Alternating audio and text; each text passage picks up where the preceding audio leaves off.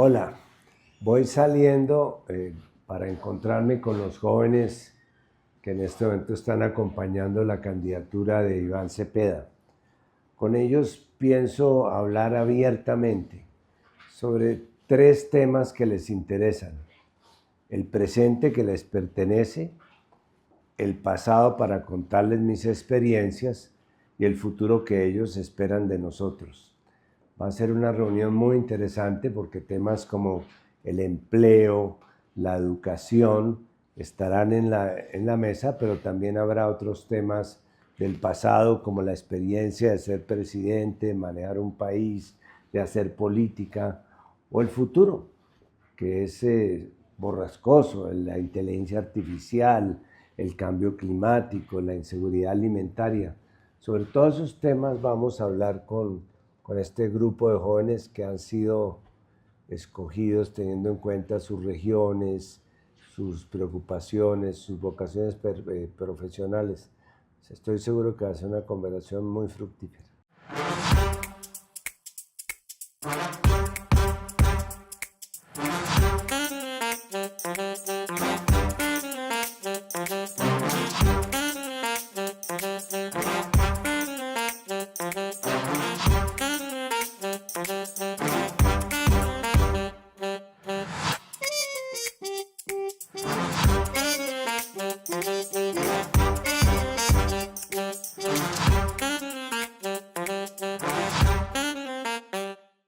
A ver. Pues como ya bien saben, pertenecemos mi compañera Liz y yo a un mismo pueblo indígena, es decir, que compartimos la misma cosmovisión y el mismo sentir de la vida. Pero creo que no nos referimos a que es lo primero que vemos, o sea, no es como que tenemos que primero cuidarnos, luego vamos a educarnos y luego vamos a trabajar, sino que nosotros decimos que los pueblos indígenas hacen parte de un ciclo natural y de hecho todo se mueve en un ciclo. El vivir y lo que hacemos y nuestra misma cosmovisión, como se representa, va en una espiral. Cuando se define o cuando se le busca una prioridad a algo, pierde el sentido a veces de lo otro. No se puede decir que primero es esto y luego lo otro, sino más bien que la salud junto a la educación y a lo que nosotros hacemos, nuestra actividad o cómo se representa que el trabajo o el empleo, pues van todas de la mano, de hecho. Nosotros nos cuidamos y desde el vientre cuando nos comienzan a enseñar cómo cuidarnos. Y cuando comenzamos a vivir, cuando nacemos y las actividades que ejecutamos, vamos labrando y trabajando nuestro propio camino. Entonces todo se hace al mismo tiempo, aunque no lo digamos así. El cuidarnos es una forma de también trabajar. Claro, hoy en día se entiende todo esto bajo un concepto de remuneración o yo qué gano por hacer lo que hago. Y no está mal, porque yo también creo, siendo joven, que la educación nos ha permitido tener muchos más beneficios, pero no quiere decir que porque solo aquel quien tiene un título universitario, un título, un papel que reconoce que usted tiene un conocimiento válido, solo esa persona tiene validez. De hecho, en mi resguardo, los que más saben no tienen un título que está firmado por una institución o una organización. Son personas sabias que las lleva por su vida, por lo que labró en su vida, por los años de experiencia. Entonces, creo que más bien la pregunta hacia usted sería, ¿usted cree que es necesario ponerle importancia a uno de estos caminos? ¿Que es más importante la salud o más importante el trabajo? No, obviamente que la idea de priorizar cuando uno está gobernando tiene un presupuesto y tiene unos controles políticos, entonces uno tiene que organizar prioridades. No es que me olvide totalmente la educación, sino tengo que saber a qué le doy más o menos importancia, porque eso tiene un reflejo presupuestal y político.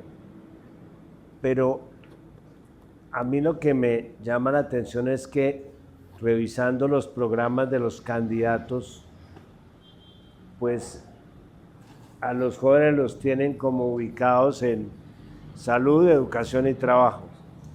Si los jóvenes no pueden opinar sino sobre el presente. Yo creo que ahí es donde hay una falla, porque hay que buscarle conexiones a los tres temas. Por ejemplo, el tema que plantean ustedes, la relación entre educación e identidad.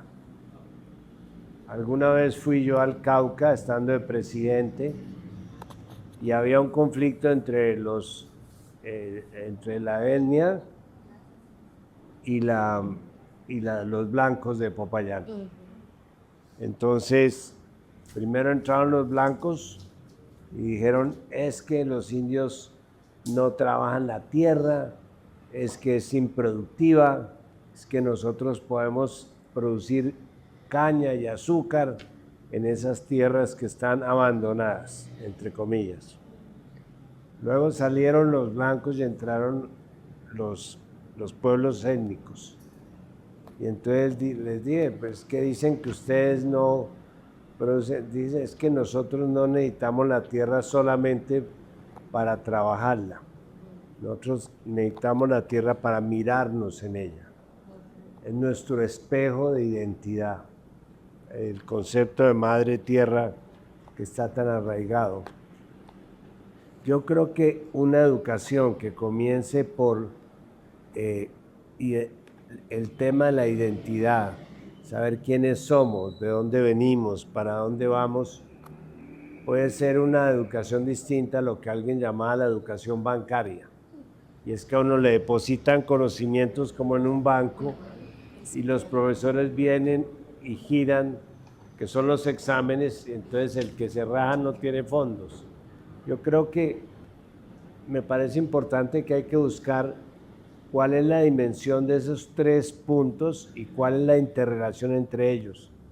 Claro, una población adulta mayor como la que estaría yo, pues piensa que la salud es muy importante. Es más importante a medida que va pasando el tiempo. Pero, y el empleo, por ejemplo, claro, hay que generar empleos, pero no cualquier tipo de empleos. Tienen que ser unos empleos que estén en consonancia, como veremos en el segundo segmento, con los desarrollos digitales, científicos y tecnológicos. Entonces, el objetivo de este ejercicio es que ustedes entiendan que para uno gobernar tiene que establecer prioridades y tiene que saber qué exactamente va primero. Yo, por ejemplo, mi prioridad fueron los maestros, porque una educación depende de los maestros. Si uno tiene maestros mal pagados, mal preparados, que tienen que hacer 3 turnos al día para poder llevar algo para la casa, pues simplemente no va a ser una educación buena. Entonces, preparar bien los docentes, darles oportunidades, remunerarlos dignamente, todo eso forma parte de un concepto público de educación. Pero me gustaría oír más opiniones. Pues yo estoy muy de acuerdo sobre todo con lo que dijo usted de una educación más dirigida hacia la identidad. Por ejemplo, yo soy un joven que, pues desde mi perspectiva me gusta hablar así, pues todavía es muy reciente que salí del colegio. Y me parece triste que últimamente yo no he visto que se cercioren en realmente ver que nosotros tenemos la historia de Colombia en el corazón. O sea, pasó de ser a realmente ser parte como de nosotros a una materia más que yo tengo que pasar.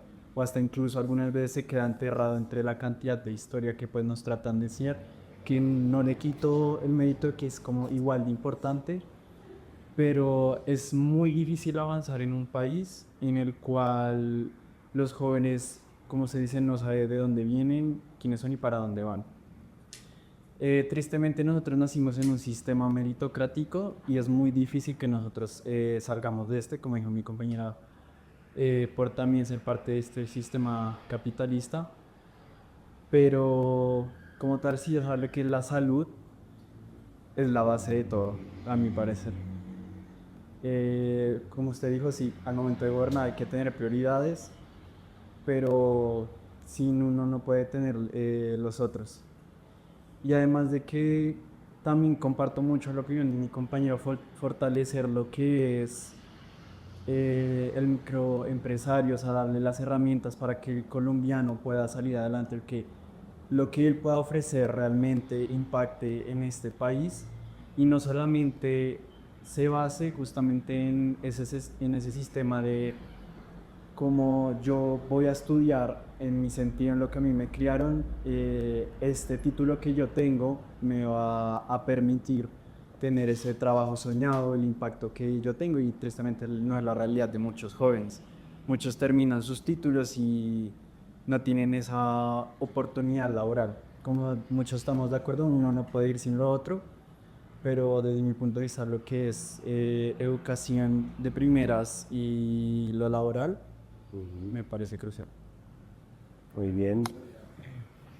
A ver, Bueno, ya que usted menciona el tema de educación y de identidad, estoy muy de acuerdo con usted en que se debe dar una educación con la identidad de nosotros, que somos colombianos.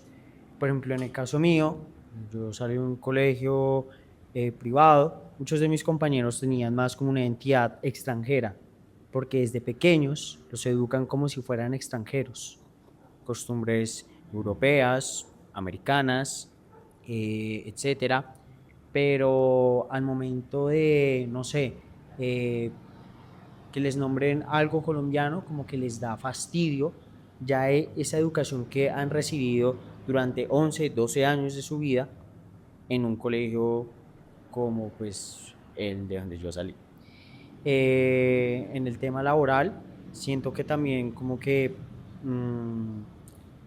de, va muy de la mano con la educación, porque pues yo he tenido la oportunidad también de ver cómo son el modelo de educación varios colegios públicos, perdón, y como que siento que no los impulsan como a emprender, como a animarlos, sino más bien los impulsan como que obedezcan.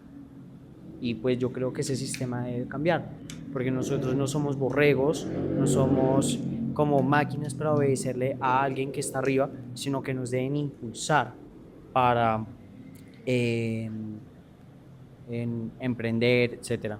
Y el tema de la salud, sí creo que pues la salud también va pues muy de primeras, porque pues sin salud uno no es nada. Y pues, como usted dice, uno para gobernar debe tener prioridades y pues creo que esas son las tres prioridades. un fenómeno muy grave que está pasando en Colombia es que hasta hace algunos años la educación era un factor de movilidad social. Si la persona subía en la escala educativa, podía aspirar en que al salir de técnico o de profesional podía tener una remuneración superior a la que había tenido su padre con un grado inferior de educación. Eso, por lo menos en América Latina y en Colombia, se acabó. Hoy día la gente estudia para poderse colocar en el mismo nivel que tenía su padre con un menor nivel de educación. ¿Me explico? Es decir, ya no es un factor de movilidad social. Yo creo que ese es uno de los fenómenos más preocupantes. Y lo otro es que uno no puede decir, voy a generar 1.000.000 de empleos. ¿Qué tipo de empleos? Porque es que si los vamos a generar en Ecopetrol, pues Ecopetrol, un solo empleo vale lo que se genera en un cultivo agrícola para generar 500 empleos. Entonces ahí lo que entra es la creación, un concepto de cadenas de valor. Nosotros lo que tenemos son unas economías extractivistas. porque le sacamos a la tierra lo que va por debajo, que es el gas, el petróleo, los minerales, le sacamos lo que va por encima, que son las flores, las frutas, el café, pero no le agregamos valor a eso. Por eso hay que crear cadenas de valor para que sean... Aquí el empleo está sostenido por lo que llaman despectivamente el sector informal. ¿Qué es el sector informal? Son pequeñas y medianas empresas. Si las pequeñas y medianas empresas tuvieran la posibilidad de agregarle valor a lo que tienen, pues eso les daría mucha más posibilidad de vincularse. Por eso el modelo es tan importante, porque cuando hablan de generar empleo, los que defienden el modelo neoliberal o conservador, lo que están diciendo es que lo que hay es que fundar más empresas y que esas empresas generen el valor y que después del crecimiento viene la distribución. Dicen, subamos la torta para poder repartir pedazos más grandes. Pero hay un tercer sector, entre el sector del Estado y el sector, digamos, capitalista, que es el sector solidario, que es el modelo que tenemos que trabajar. Cooperativas, fondos, sindicatos, en que la gente se reparte las utilidades. No es el capitalista que le da un sueldo mayor o menor, sino la gente produce unas utilidades y se las reparte socialmente. Por eso, cuando ustedes comienzan a profundizar, se dan cuenta de que aquí lo que hace falta es un modelo distinto de desarrollo. Y a ese modelo nosotros lo hemos llamado modelo solidario. O sea, que la gente pueda agruparse colectivamente en zonas de reserva campesina, en resguardos indígenas, en cooperativas, en fondos de empleados, para que las utilidades no se repartan simplemente arriba y que dejen caer unas gotas abajo. Adelante. Gracias, expresidente. Voy a arrastrar desde una premisa muy importante, y es que en Colombia la juventud es una población vulnerable. De profesión soy abogada, tengo una especialización en Derecho Administrativo y ya soy candidata a una especialización, a grado de especialización en Derechos Humanos. Llevo casi 8 años trabajando con la juventud y pues por esto planteo esta hipótesis de que la juventud sigue siendo muy vulnerable. Al igual que el desarrollo de tu gobierno, considero que la educación en orden es lo más importante, sin desconocer que el empleo, la salud, que son derechos importantes y que se deben tener en cuenta a la hora de gobernar, pero si analizamos un poco son derechos que se complementan el uno con el otro. La educación te permite a ti no solo tener un buen empleo, que digamos que de manera lógica podemos entender que en la educación, o si tú tienes un título profesional de posgrado, tienes más acceso a empleo, pero también te da una serie de herramientas frente al albedrío de tomar decisiones de vida. En Colombia, ¿saben cuál es la primera causa de muertes? El sedentarismo y los accidentes cardiovasculares. Y perdón por cómo lo voy a decir, pero si yo gobierno un país, no puedo preocuparme de que la gente coma bien, de que haga ejercicio, porque finalmente esto es decisión de cada quien. Sin decir que el empleo debe regularse también y debe gobernarse desde las funciones presidenciales y ejecutivas que pertenezcan, a las legislativas los que pertenezcan, a las judiciales también que pertenezcan. Debe ser importante también reconocer que cada quien hace con su vida pues, lo que puede y lo que quiere. En un país toda falta de justicia social, considero que es importante que las personas entiendan que la educación, si bien es un derecho, también es una decisión. Entonces considero que en esta premisa, educación se relaciona con un buen empleo. Un buen empleo te da condiciones dignas para tu familia, para ti mismo, para sobrevivir en cualquier país. Y en últimas, pues la salud debe ser ese derecho constitucional, ese derecho humano que debe garantizarte garantizarte salud, vida y dignidad humana dentro de un Estado, pero también debe ser analizado de un derecho de doble vía, no solo del Estado, sino también de las personas. Bien. Margarita. Yo tengo algo que decir. Bueno, yo creo que cada quien habla como desde lo que le compete y yo voy a hablar sobre lo que me compete en este momento de mi vida y es que no tengo trabajo. Y es que ha sido muy difícil conseguir trabajo con unas buenas condiciones dignas, o sea, conseguir un salario digno para afrontar la economía ahora, de que todo está muy caro, de que uno se quiere independizar, de que uno quiere siquiera llegar al nivel de los papás, pero en mis sueños más locos yo podría tener el salario de mi mamá, pero sé que no va a pasar. Y eso que, pues mi mamá es profesora, y bueno, en fin, como que siento que al final, como que yo siento personalmente que he perdido un poquito la credibilidad en la política y en el tema de que el empleo es solamente como vamos a hacer más empleos, sino que las condiciones no son dignas, no son justas con las personas que, digamos, han estudiado o los que no han estudiado, porque igual lo que se ha como mencionado en todo es como todo va muy ligado. Si tú no estudias, entonces no tienes un trabajo o no sé, como que se dividen en muchos tipos de trabajos las personas que no estudian, pero yo, por ejemplo, yo sí estudié 2 carreras para enfrentarme a un mundo laboral que es paupérrimo, perdón la palabra, pero es terrible y digamos que las condiciones no aguantan y yo creo que uno pierde como la credibilidad a la hora de ponerse a pensar como, bueno, cuáles son las alternativas que ofrecen los políticos ahora, porque es como, sí, vamos a abrir empleos, vamos a hacer más empresas, sí, todo muy neoliberal, obviamente como desde ese punto, pero también es como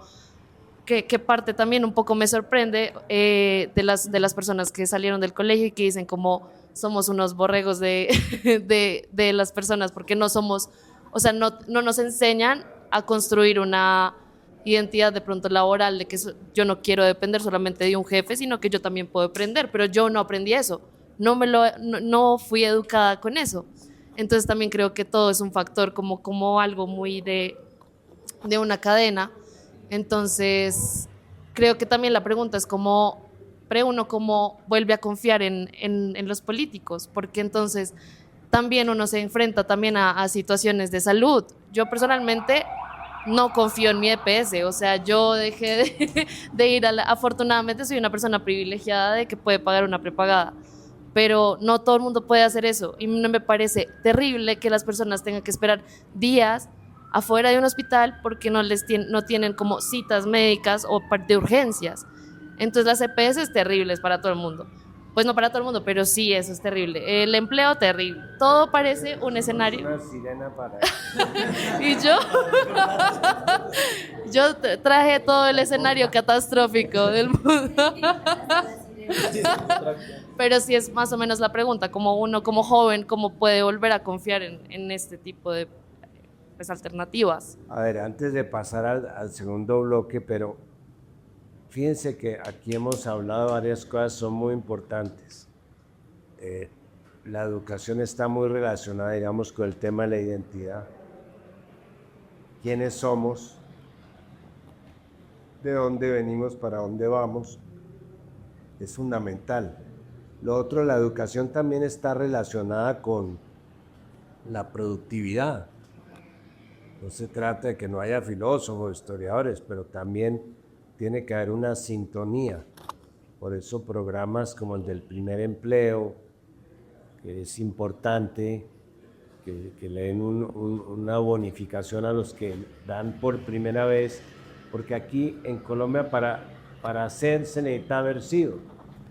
Entonces llega a pedir el primer empleo, entonces le dicen, muestre qué experiencia tienes. Es que lo que quiero en el empleo es para tener la experiencia. Entonces creo que eso es muy importante, sintonizar el tema de la producción con el tema de la educación.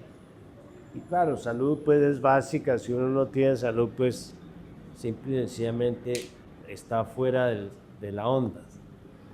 Pero eso es el presente. Ahora yo quiero como introducirlos en otro bloque, que es el tema del futuro.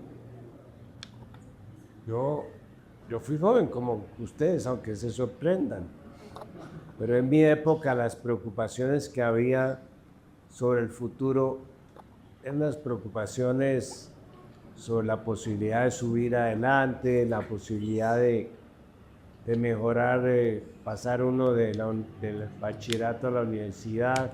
Algunos podían hacer especialización, hoy día todos están haciendo especializaciones como ustedes mismos lo han dicho, pero es que el futuro que les espera a ustedes es un futuro complicado, ya a nivel mucho más global, digamos.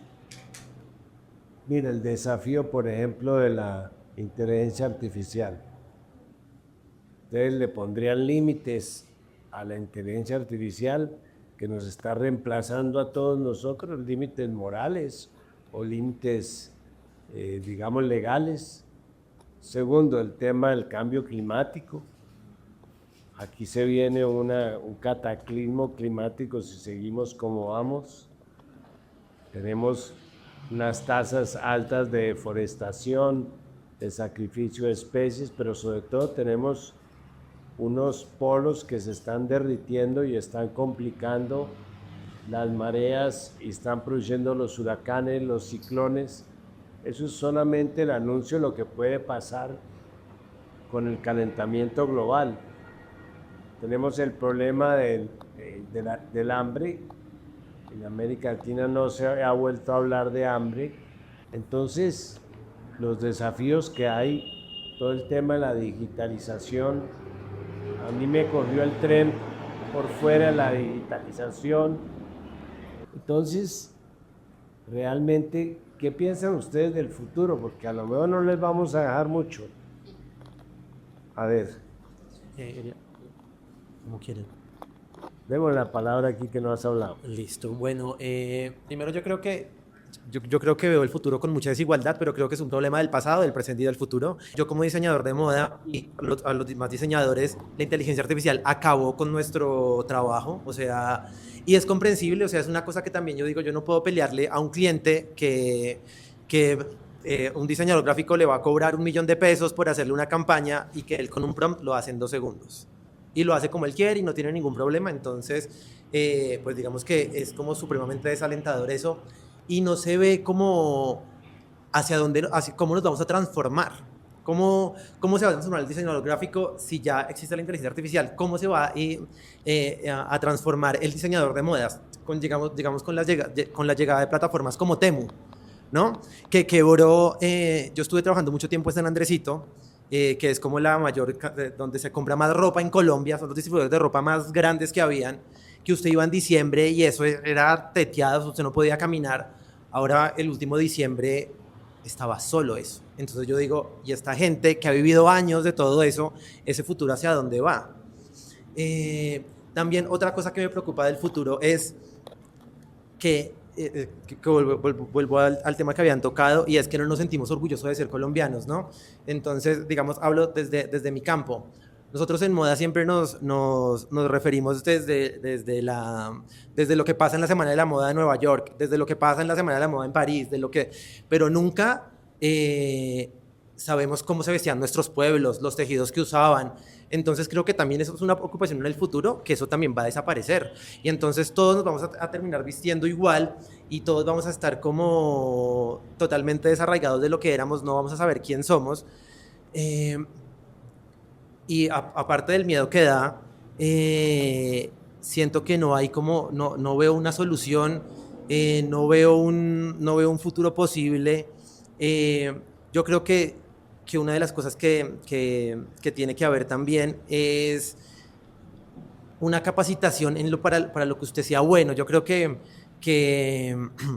es muy triste ver a personas graduadas, hombres, mujeres, que se les volvió con maestrías, con todos, que se les volvió una opción ser OnlyFans. De hecho, creo que Colombia es como el país como más grande en OnlyFans, que para mí es como una clase de prostitución. Y es como hacia allá están girando los profesionales.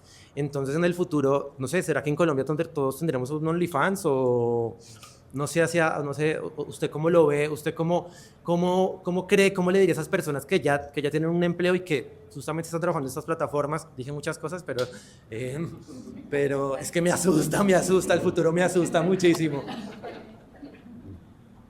Y no solamente a ti, los call centers, es que el otro día leí una información de que en muy poco tiempo se van a acabar todos los empleos que suponen una relación entre un hombre y un computador. Y lo que nosotros pensábamos que era el gran salto, ahora ese computador lo manejan otros, no lo manejan seres humanos. Para mantener la equidad de género. Sí, yo creo que acá nos podemos sumar como a experiencias que también hemos visto tan reveladoras frente a la IA, por ejemplo. Digamos, Japón tuvo hace poco creó una empresa, un robot que va y asiste a personas en situación de discapacidad y ellos son los que asisten directamente a como meseros en algunos restaurantes. Creo que también la IA también me genera mucha ansiedad y miedo, digamos, al momento de enfrentarnos con ella, pero también puede ser una oportunidad. El problema es que también no tenemos las herramientas para saber específicamente cómo funciona, tiene un montón de información, algoritmos, que eso se divide en blockchain y en otras cosas adicionales, que eso nos dificulta de alguna otra forma ver cuál es la oportunidad que tenemos desde nuestras distintas experiencias y profesiones para aplicarla. Y creo que también un punto importante frente a la IA es, creo que ya lo habíamos mencionado, primero, no perder la identidad que tenemos como seres humanos. Segundo, que ellos no se lleven de alguna otra forma o no entregarles a la IA la creatividad, sino que nosotros tenemos otras cosas que la IA no tiene, esa calidez humana, nuestra creatividad también, que puede ser muy auténtica y genuina en el momento, digamos, en que estamos creando. Muchas veces también, digamos, uno usa inteligencia artificial para crear cosas, pero cuando la crea, para mí es como muy básica, entonces le tengo que meter cositas para que efectivamente tenga mi identidad. Ajá. Entonces creo que esas cosas que podemos darle como seres humanos es lo que nos va a permitir vincular a la IA y que sea como una oportunidad, más no como ahí nos va a quitar el trabajo o nos va a eliminar completamente. Creo que es algo que tenemos que ir como ahí teniendo. Creo que también, como ya lo mencioné, la IA también puede ser una oportunidad para vincular a personas que no han tenido las facilidades para acceder a la educación o incluso al mundo del trabajo. Una de las cosas que más me impresionan, y como también podemos ver el claro ejemplo de Japón, el que simple hecho hayan creado un robot para asistir a personas con discapacidad y que esas personas con discapacidad fueran meseros en otros restaurantes, hace que también sean unas medidas inclusivas que pues incluso ni siquiera nosotros en este momento podemos adoptar. Creo que también me sumo a lo que ya estaba mencionando también el compañero, y creo que también estamos luchando frente a unos avances o un futuro con herramientas que no tenemos. Entonces nosotros estamos todavía con la pala y el martillo, mientras que otros países ya tienen una industria demasiado desarrollada que pues nos estamos quedando atrás. O sea, el claro ejemplo de China. China tiene una tecnología magnífica frente al agro, frente a cómo producen también sus mismos productos, y que nosotros no tenemos esa capacidad. Seguimos con la pala y el martillo tratando de competir con este mercado global, que pues es lo que realmente nos está arrastrando en este momento. Muy bien. Adelante, ¿quién sigue? Bueno, yo iba a compartir mis opiniones sobre el futuro, ¿no? Lo que estamos planteando acá. Y yo creo que pues Colombia lo primero que tiene que hacer es solucionar el asunto de la paz para que haya una perspectiva de futuro. Porque en definitiva, si no solucionamos el conflicto armado que tiene Colombia, definitivamente el uso de la IA va a ser el uso de la IA para profundizar la guerra y profundizar los conflictos y sobre todo fortalecer las economías legales. Es decir, el gran desafío hoy, por ejemplo, en términos de Colombia, frente al cambio climático va a ser ponerle control a la minería ilegal. Si vamos y miramos cómo está el río Atrato en el Chocó, está cundido de minería. Creo que El te nordeste antioqueño. estás adelantando al Es- tercer bloque. Lo que tiene que ver con el sur de Bolívar. Es decir, incluso el tránsito de las economías ilegales van hacia la minería ilegal. Entonces, y la inteligencia artificial y las nuevas tecnologías se están convirtiendo en una forma para acelerar la explotación, en este caso, del territorio, y que allí se encuentre una nueva forma también de deteriorar un poco los ecosistemas. Y en definitiva, yo considero que hay desafíos.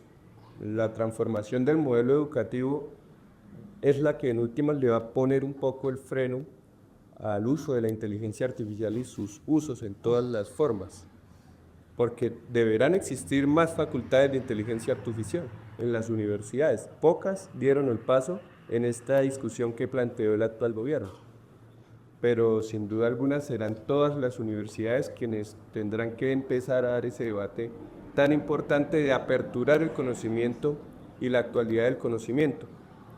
Ahora, Colombia es un país de matices y eso tiene sus dificultades.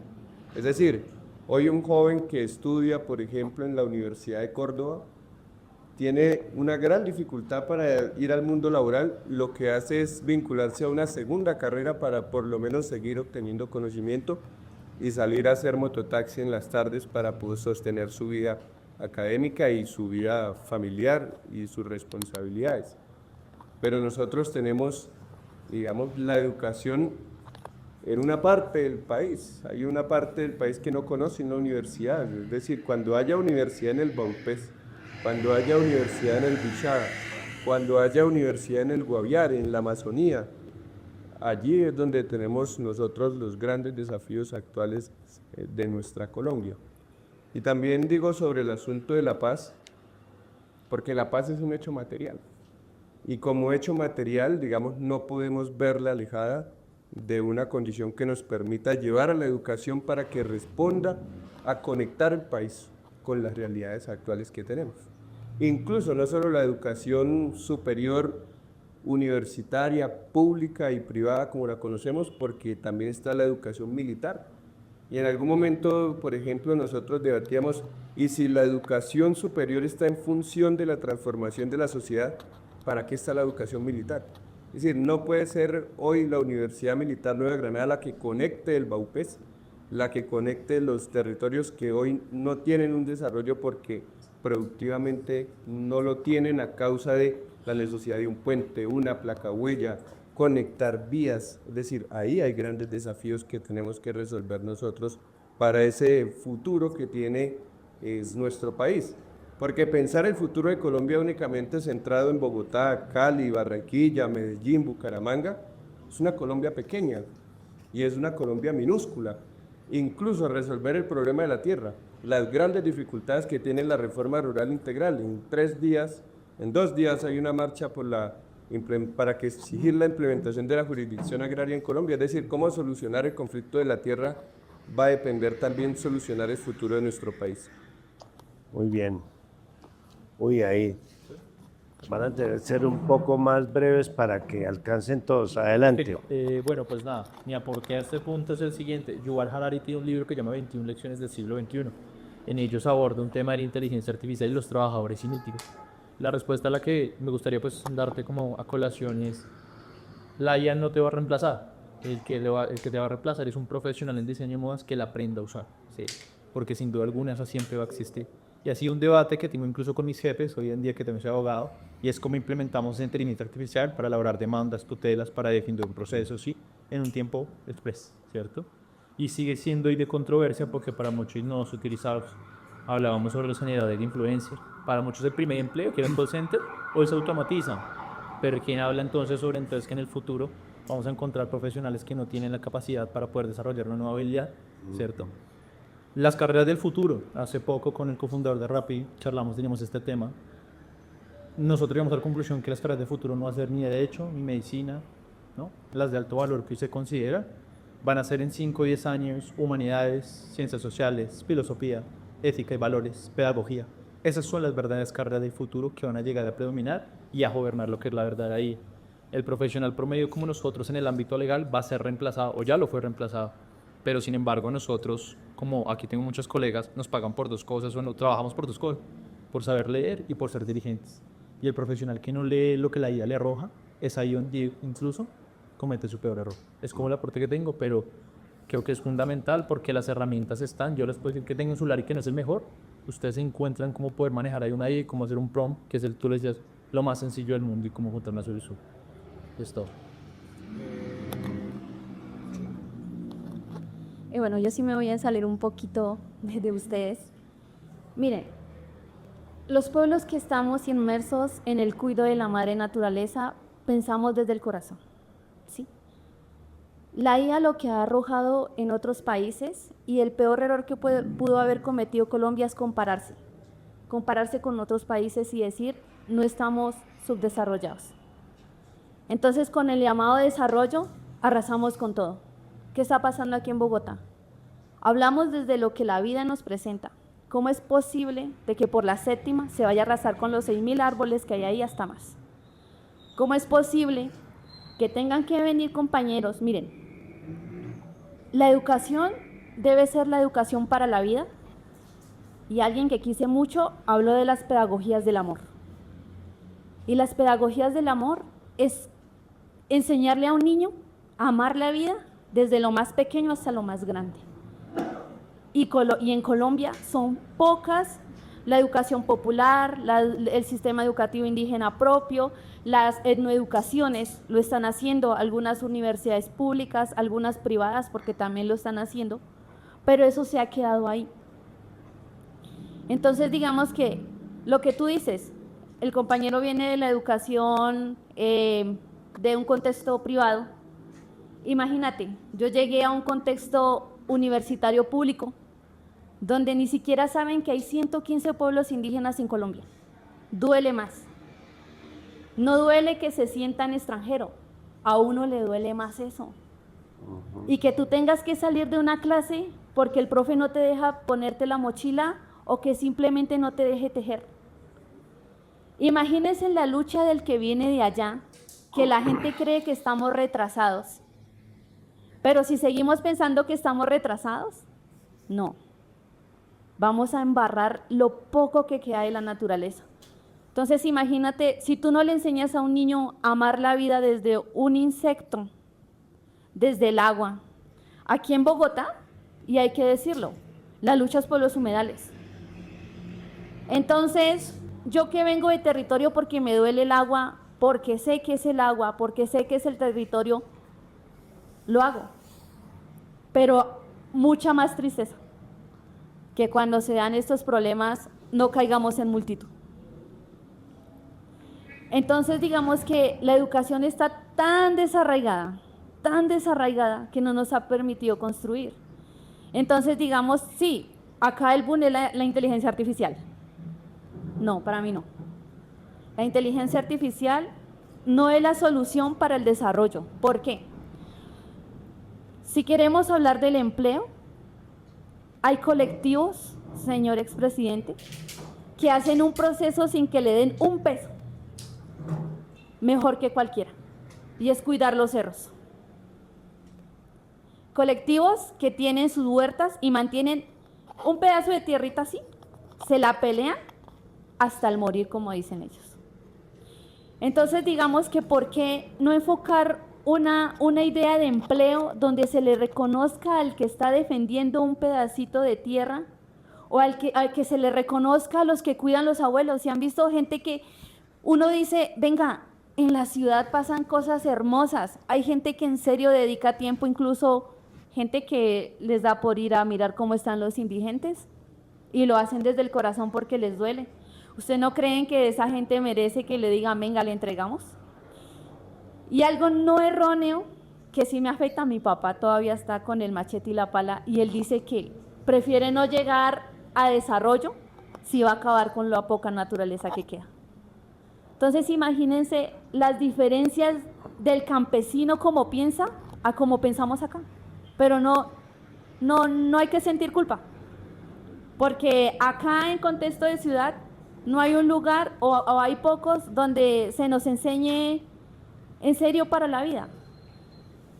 Y algo con lo que quiero terminar es como la salud mental tiene que ver con las desarmonías de la naturaleza. Todo lo que hemos hecho en la naturaleza nos lo está cobrando ahorita con los estudiantes de las universidades. ¿O por qué creen que se están suicidando?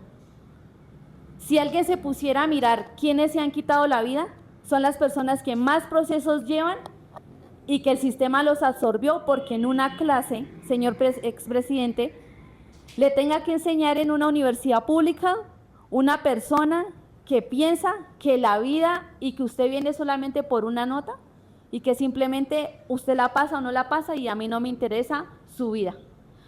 ¿O qué está sucediendo en las escuelas? Si nosotros queremos cambiar el sistema educativo en Colombia, que ya no tenemos que seguir pensando que tiene que ser hacia afuera, es que en un aula esté una persona representante de las LGTBIQ, ¿sí?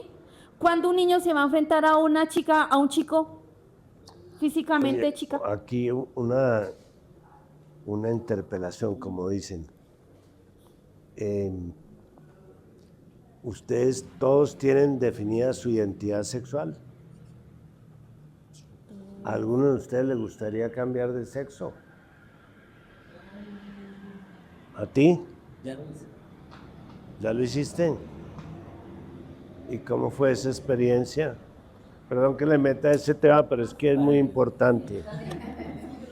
Bueno, soy una persona trans, soy un hombre trans, me asignaron femenino al nacer y me identifico ahora pues como nombre y mi nombre es Tomás. Y claro, lo que frente a lo que hemos estado hablando me parece muy interesante también frente a los derechos y específicamente el derecho a la vida, ¿no? Porque muchas veces se da por sentado como si ese derecho ya fuera garantizado en Colombia. Sin embargo, a muchas personas LGBT, incluso pues sobre todo personas trans, la expectativa de vida en Colombia, por ejemplo, es de 35 años. Y uno dice, bueno, ¿qué tiene que pasar en un estado para que aún haya tantos hechos de violencia, discriminación, prácticas que no le puedan garantizar la vida a todas las personas que habitan? Y eso sumado también como a lo que han mencionado frente a las dinámicas de conflicto armado y demás. Y una de las cosas que pasa usualmente como en procesos político-electorales tiene que ver cómo se usan, digamos, los derechos de personas sujetas de protección especial constitucional hacia como un caballito de Troya, como si estar a favor de los derechos humanos fuera en contra de las mayorías. Entonces, un poco para mencionar eso, poner también sobre la mesa frente a estas nuevas contiendas electorales, cómo hacer para que el derecho de lo que han denominado minorías, pero la Corte Constitucional ha denominado personas de protección especial constitucional, no se conviertan como una batalla, porque hay que decirlo también que pues a lo largo del mundo también han venido también corrientes de derecha donde quieren básicamente, o en el marco de lo que han denominado como la ideología de género, como si eso fuese una ideología,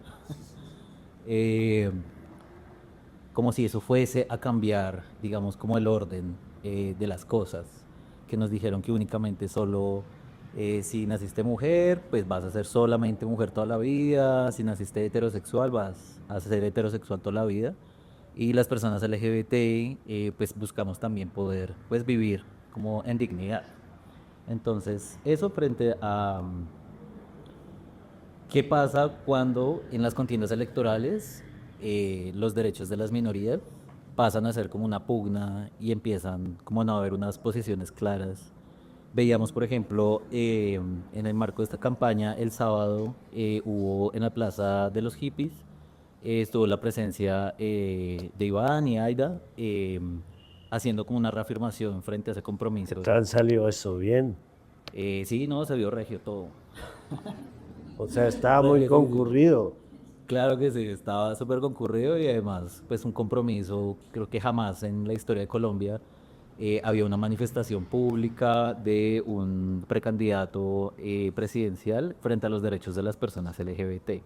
Y eso creo que ha sido como, pues muy, hablando del futuro, como muy alentador tener esas posiciones claras porque estamos hablando también de la vida. Interesante. No, y para concluir, para terminar. No, es que en serio es muy importante. Dicen en que el no aula- les damos la palabra nunca. Es que en serio es muy importante que en el salón esté un afro, un indígena, una representación, porque si yo que he estado en las aulas acá, miren, los niños se quedan como impresionados o sienten miedo. Entonces yo decía, bueno, si queremos romper esa educación, tenemos que en serio ya empezar a entretejer conjuntamente, y eso en Colombia no ha pasado. Les da miedo, en serio, que el niño en serio conozca que esto existe, o incluso a uno le prohíben hablar desde nuestras prácticas culturales porque eso es un mito o una leyenda. Para nosotros no es un mito y una leyenda. Entonces, hay esperanza, hay esperanza. Dos reflexiones antes de que... La primera, a mí lo que realmente que no te deja dormir la inteligencia artificial. A mí lo que no me deja dormir es el acceso. Es que yo creo que el día que quiera el señor Musk, uno de los dueños de la inteligencia artificial, comenzar a poner limitaciones al acceso, ese día, perdone la palabra, nos jodemos todos. Y ya han comenzado a decir que uno tiene que pagar por si quiere un nivel más. Es decir, puede volverse un instrumento de dominación.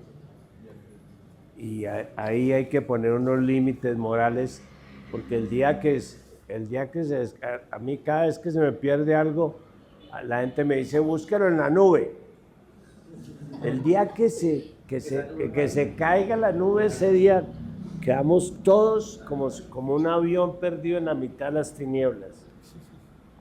Y yo creo que es muy importante también aclarar un punto. En Estados Unidos, esta discusión de la defensa de las minorías lo llaman el wokismo. Nosotros hemos tenido un relativo éxito en la lucha antidiscriminación. Entonces, los progresistas defendemos las minorías indígenas, las minorías afro, las minorías de los del LGTB, pero eso puede romper el tejido social en pedazos, de que ya no se comunican una minoría con la otra, que cada uno tiene sus propias aspiraciones. Lo que realmente une las minorías son las condiciones de distribución del ingreso. O sea, ¿qué tienen como una madre comunitaria, como alguien de los nazas o con los afros del Pacífico? La pobreza, la circunstancia de pobreza relativa. Entonces, tenemos que luchar no solamente contra la discriminación, que es la exclusión cultural, sino también contra la discriminación social, que es la distribución del ingreso. Y eso es un poco lo que está haciendo hoy día el señor Iván Cepeda. Pues no es que les quiera echar cuñas porque me quitó la palabra de los comunes, pero podemos hablar unos minutos al final sobre esto políticamente, ¿qué lectura tiene? ¿Qué lectura tiene? ¿Alguno de ustedes tiene alguna pregunta irrespetuosa, irreverente?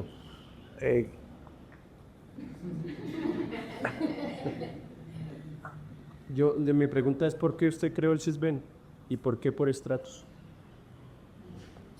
Creé el CISBEN porque estaba consciente de que con el sistema de salud pública que teníamos, condenando a los pobres a que tenían que ir a un hospital público y a recibir medicamentos en un hospital público y las colas en los hospitales, yo me propuse extender la cobertura, pero no solamente ampliando los hospitales públicos o creando más centros de salud, sino dándole un subsidio a la gente que no tenía la forma de pagarse la salud para que pudiera ir a cualquier centro de salud público o privado y que lo atendieran como cualquier otra persona por cuenta del Estado.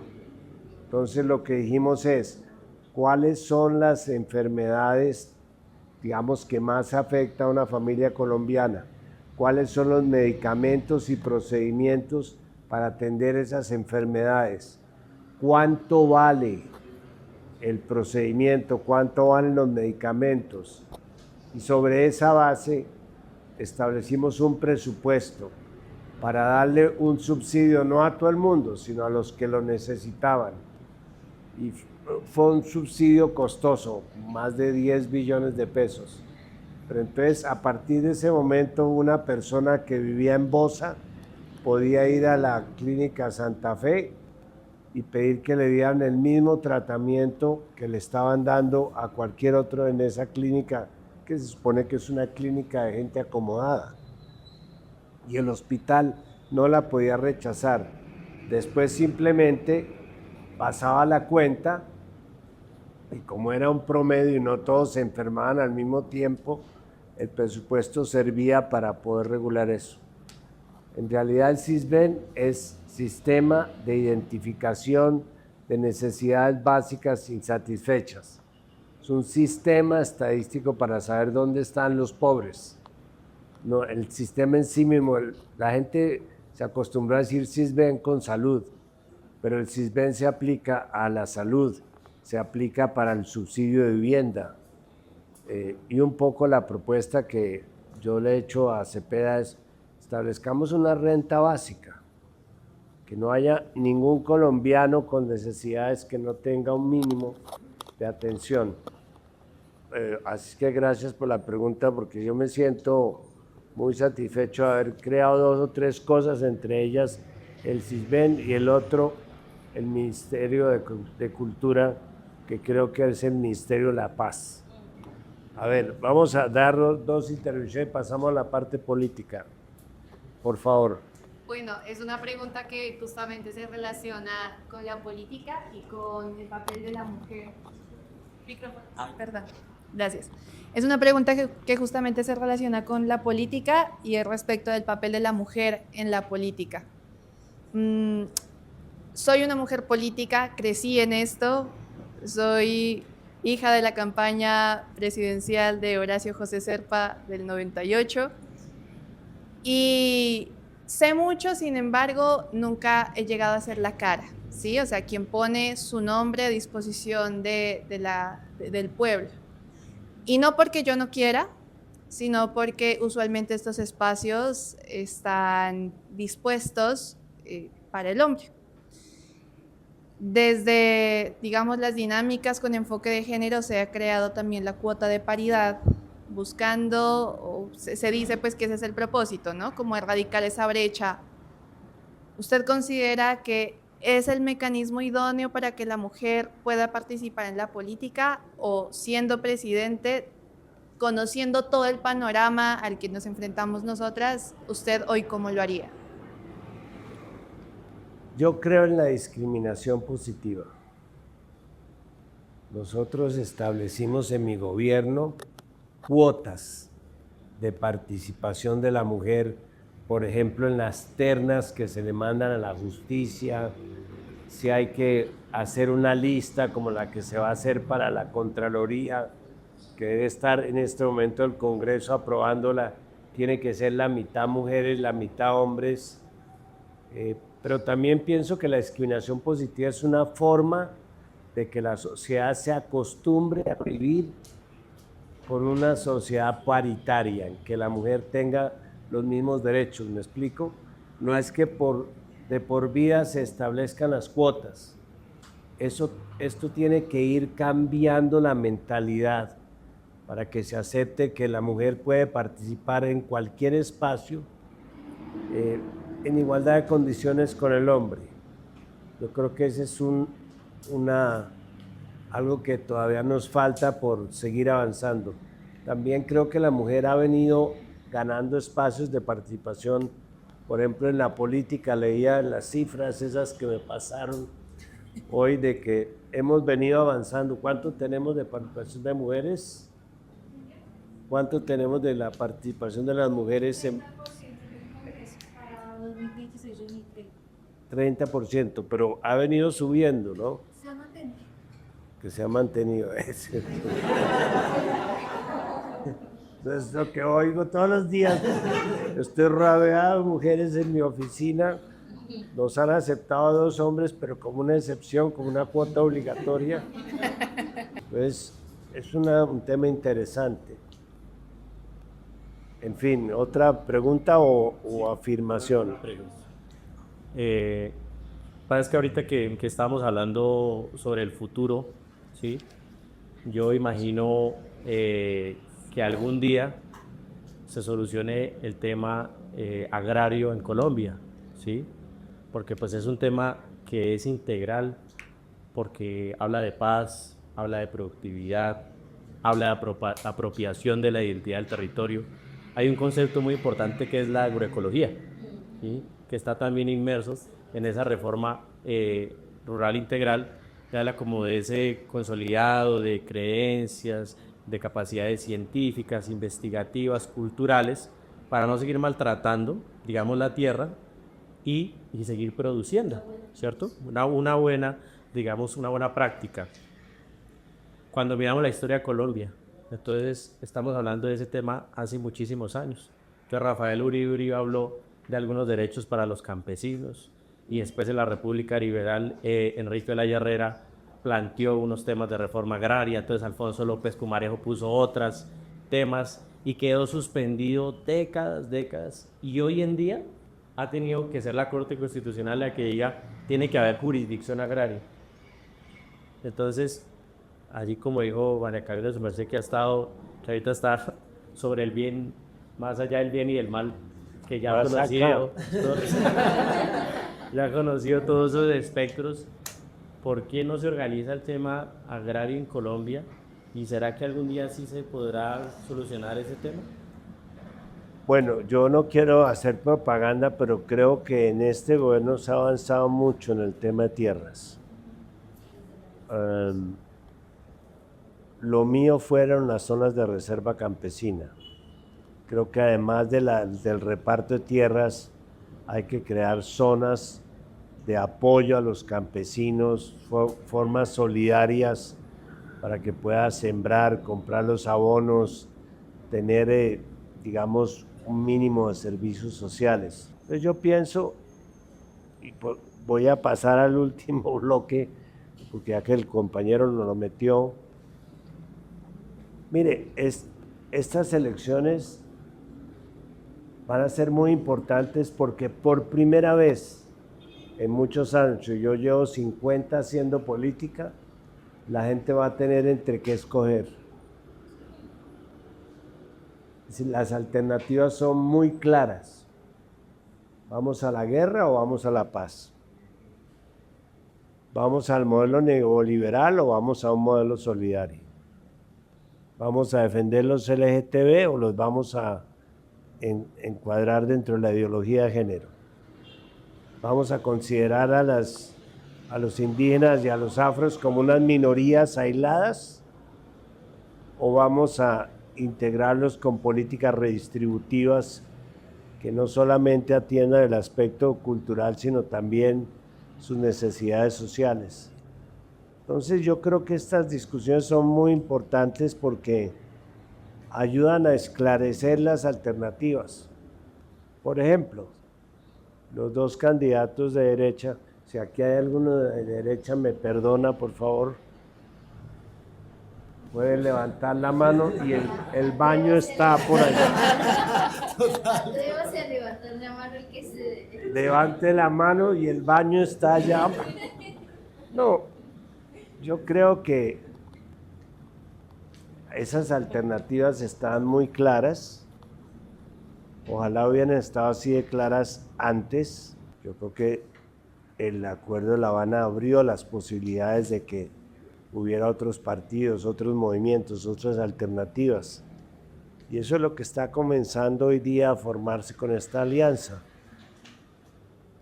Que creo que es una alianza interesante.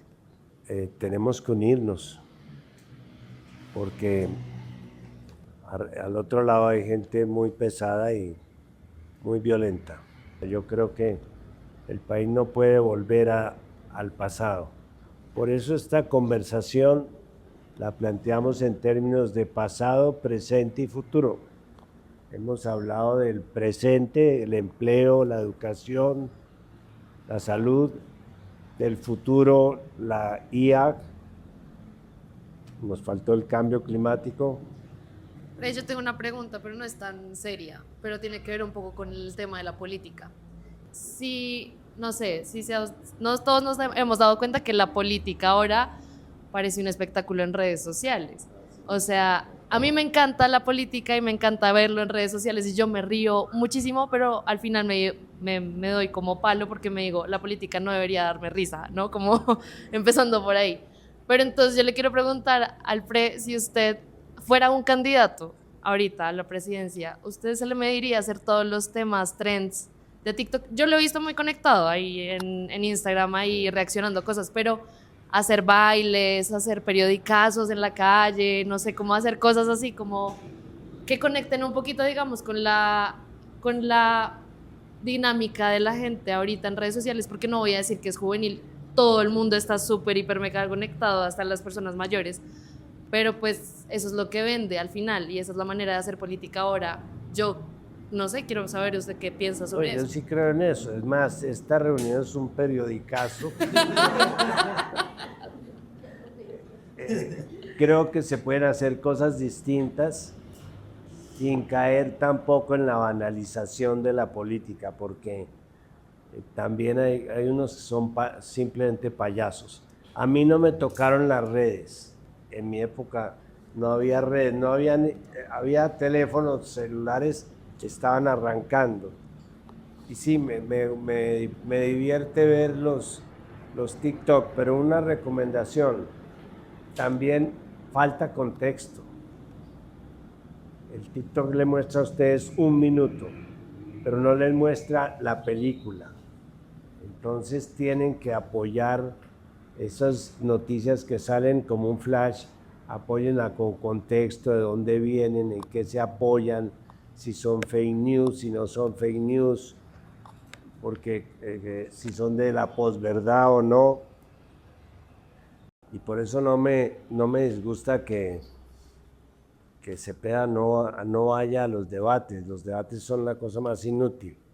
Son como un recetario, una comida en una escuela de gastronomía. ¿Usted qué hace para producir ajiaco? Para producir. Entonces cada uno da su fórmula del ajiaco y al final, ¿qué queda? Nada.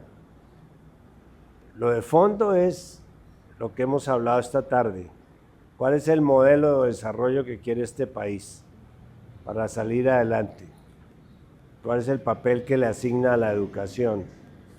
El tema de la identidad. Colombia es un país muy rico en identidad, pero nos estamos matando porque somos diferentes. Deberíamos estar haciendo la paz para que podamos seguir siendo diferentes. Cuando yo veo que los candidatos de derecha dicen que van a acabar con la JEP, pienso en los 10, no en los comunes solamente, pienso en los 10 millones de víctimas que ha dejado la violencia. Digo, bueno, ¿y estas personas qué van a hacer? Sin la verdad, sin la reparación, sin el compromiso de no repetición, que es lo que ha desarrollado el sistema de justicia restaurativa. ¿Qué justicia quiere este país? ¿La justicia punitiva? De más cárceles, más militares, más policías, más penas, o vamos a una justicia restaurativa en que sea la verdad, la justicia y el perdón. En fin, yo creo que eso es lo que tienen que decir en conciencia.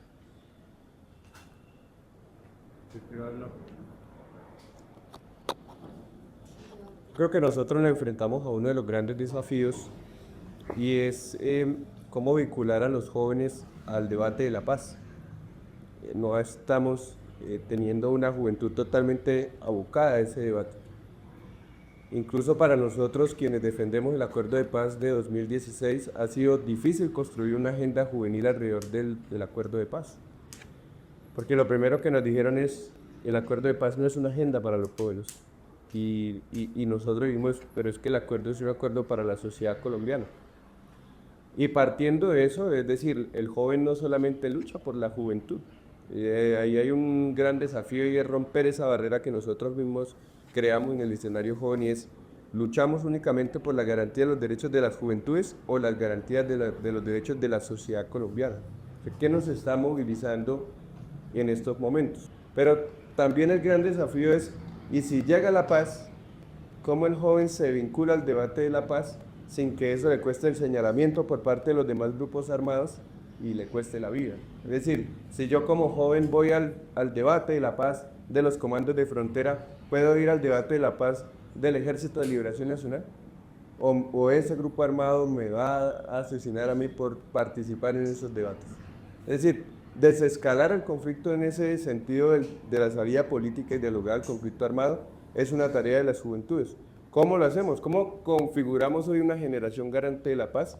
Creo que es parte de esos desafíos muy importantes que tenemos, pero sobre todo, y comparto lo que decía la compañera, la pedagogía del amor.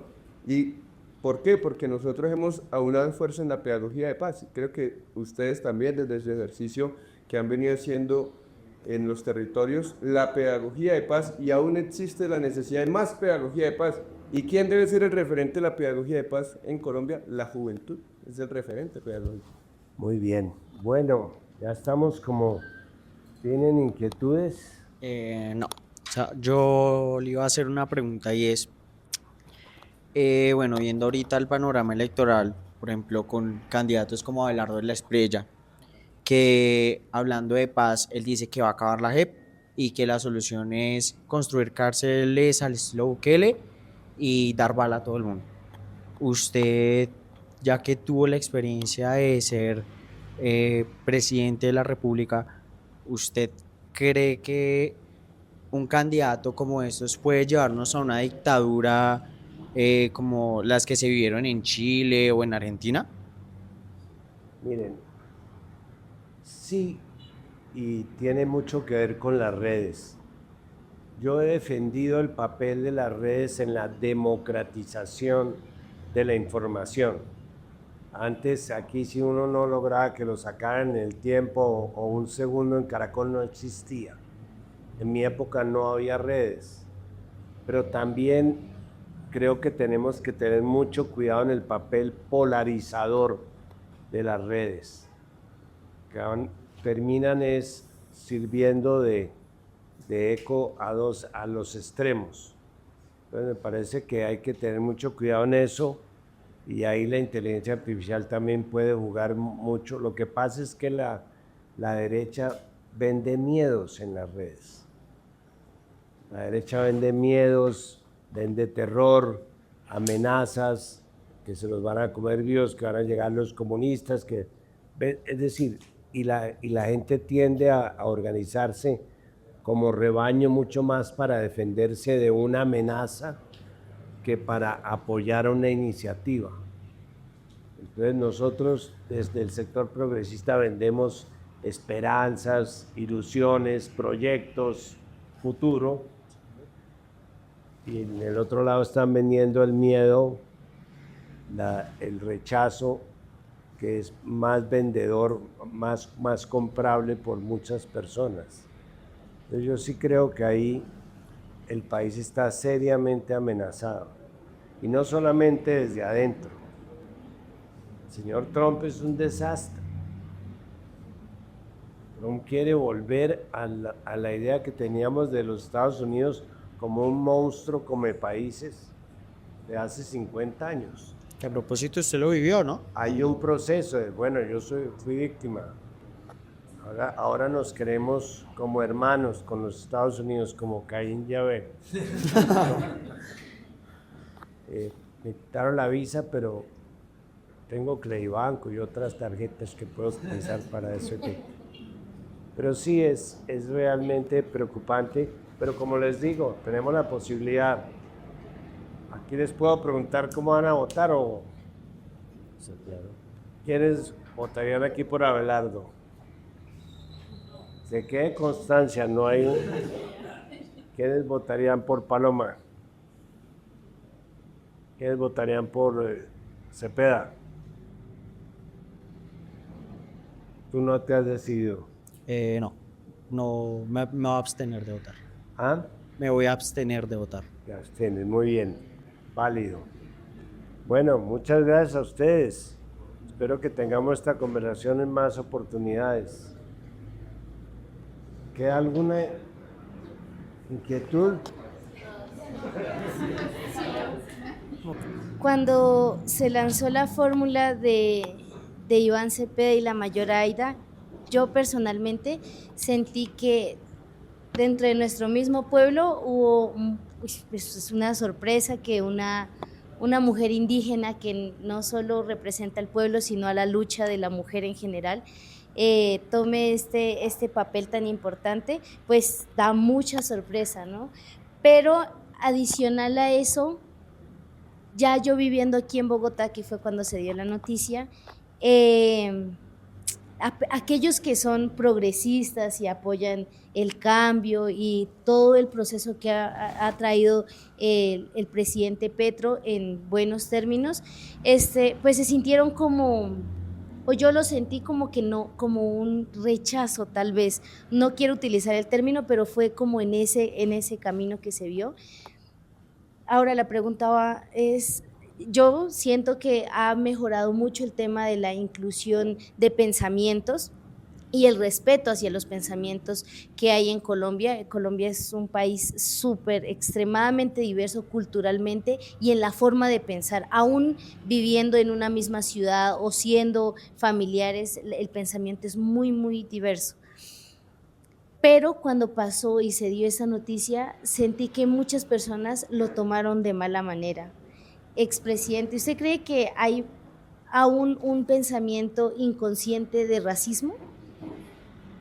¿O por qué pasó esto que las personas lo tomaron como de alguna mala manera de que se diera esta fórmula? No, yo creo que racismo existe, así como existe pues la discriminación de género, pero precisamente nuestra tarea es comenzar a cerrar esas brechas. Yo conocía a la Mayora, no la conocía, la vine a conocer hace poco en una intervención que hizo ante la coordinadora humanitaria. Me gustó su forma de expresarse, su manera de pensar, como me ha gustado la de usted esta tarde, pero como hablábamos de las mujeres, hay mucho camino todavía que recorrer. Espero que le aprueben el Ministerio de Igualdad. Pero es que, qué pena que le interrumpa. No. La mayor ha movido mucha gente. Yo he estado en los espacios donde ella ha hecho presencia y es impresionante ver cómo las personas hoy en día quieren escucharla y quieren verla. Ella lo ha resaltado y todos sabemos aquí, y nosotros todos somos ya profesionales con títulos y demás, ¿no? Ella no es una persona estudiada y es otro debate que tal vez se dé en otro momento, qué tan importante hoy es el título profesional, porque ella representa la cara de la otra, el otro lado de la cara de la ¿Por qué crees que la escogieron? Es que ella representa muchas cosas: lucha, perseverancia, resistencia, sabiduría. Para nosotros la sabiduría es esencial en las personas que llevan la vida por delante. No se trata, nosotros no nos, y es lo que dije al inicio, nosotros como pueblos indígenas no nos basamos en un título que nos entregó una institución o una organización, que es con lo que yo he chocado acá viviendo ya en Bogotá. Se trata es de que los consejos que nos dan los mayores no solo entran porque sí, sino que es porque lo han vivido. Una vez escuché que dijeron, ay no, pero esa persona la cagó, entonces no me puede aconsejar a mí. De hecho, nuestros mayores dicen, ellos ya aprendieron de eso que en algún momento se equivocaron. Y eso es lo que ella nos está enseñando hoy, esa sabiduría. Y lo transmite en lo que habla. De hecho, cuando yo los escucho hablar a ellos, no se trata de un discurso político, se trata más bien de cómo ellos comienzan a fundamentar los pilares de lo que sería el gobierno de ellos. Ya no es unidad y lo que representa unidad en un discurso y 1000 palabras y eso, sino que unidad viene siendo un pilar fundamental dentro del gobierno de ellos. ¿Por qué? Porque es una mujer que pertenece a un pensamiento autóctono, que hace parte de su vida de la lucha y de ver cómo perdió a la persona que compartía su vida, que políticamente ha venido guerreándosela en los territorios que representa a una organización para pueblos indígenas, representa todo esto una sola persona y ellos juntos representan la unidad. Maravilloso, voy a votar por ella. Muy bien, los voy a tener que dejar, pero de verdad que esto lo podemos repetir en otra oportunidad. No sé, ¿alguna inquietud final? ¿Tú querías decir algo? Pues, yo quería hacerte una pregunta y el de más enfocada como a los derechos de las mujeres teniendo en cuenta la coyuntura global. Vemos que pues está Milei, está Trump en el poder en estos momentos y se han perdido derechos adquiridos por parte de las mujeres y de las personas LGBTIQ+. Y otra pregunta que no es seria y fuera del contexto político es ¿qué signo zodiacal eres? Me da pena decirles porque es un signo dominante. Yo soy Leo, pero estoy buscando cualquier otro signo. No se va a candidatizar, por favor. Pero no, la verdad es que yo soy un poco pesimista del futuro, por lo menos. Yo me muevo, digamos, en el tema de la integración latinoamericana. Fui secretario general de UNASUR y he visto cómo aquí hay una campaña de derechización de la región absolutamente inclaudicable. Sacaron el presidente de Honduras. Hoy día, con excepción de Brasil, Colombia y México, no quedan países gobernados por sectores progresistas y ellos tienen muy claro, sobre todo, que no quieren. No quieren la igualdad de sexos, no quieren los temas de planteamiento democrático, aquí no quieren la paz. Entonces, yo espero que esto no suceda en Colombia, pero creo que Petro le deja a este país por lo menos 2 o 3 cosas importantes. La primera, que asomó al poder a una gente que jamás hubiera tenido la posibilidad de llegar al poder, porque el poder estaba en manos de los mismos. La segunda, que de alguna manera Colombia está siendo escuchada internacionalmente. Es decir, hoy día, en mi época, la voz internacional de América la tenían México y Brasil.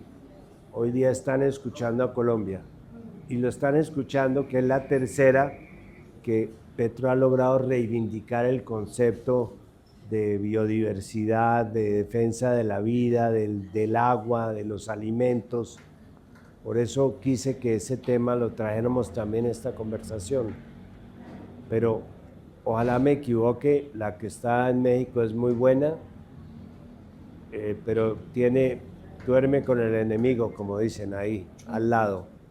Y Brasil también, Lula, es una persona muy importante y espero que nosotros no fallemos a esa responsabilidad. Una última cosa.